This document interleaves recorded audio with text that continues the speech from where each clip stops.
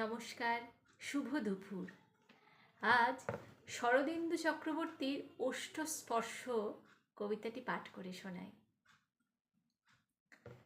সদ্য কিশোরী শিমুল ফুলের পাপড়িতে চুমু এঁকে দিয়েছিল রোদ পুরুষ। কোনো আটপৌরি বিকেলবেলায় আকাশ জুড়ে ছড়িয়ে গিয়েছিল শিমুল কন্যার লাল রজ্জা রং। আর বাঁশিতে আঙুল ঘুরিয়েই সুর তুলেছিল কোনো রাখাল সন্তান, কোনো মেঠো সোহাগ বুদ্ধি সুর। হঠাৎই থমকে দাঁড়িয়েছিল ঘর ফিরতে কোনো কোকিল। জনে জনে সে পাঁচ কান করে দিয়েছিল শিমুল কন্যা আর রোদ পুরুষের ঠোঁটে ঠোঁট ছোঁয়ার গল্প। অথচ অবিশ্বাস্য রকমভাবে সেদিন কিন্তু পৃথিবী থমকে যায়নি, গান থেমে যায়নি, সুর থেমে যায়নি, সালিশি সভাও বসেনি বটগাছের নিচে, কান ধরেও উঠবোস করানো হয়নি ওদের।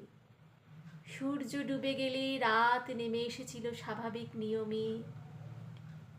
আসলে রোদ পুরুষের ঠোঁটে শিমুল কন্যার ঠোঁট মিশেছিল বলেই সেই আটপৌরি বিকেল হয়ে গিয়েছিল বসন্ত মাস।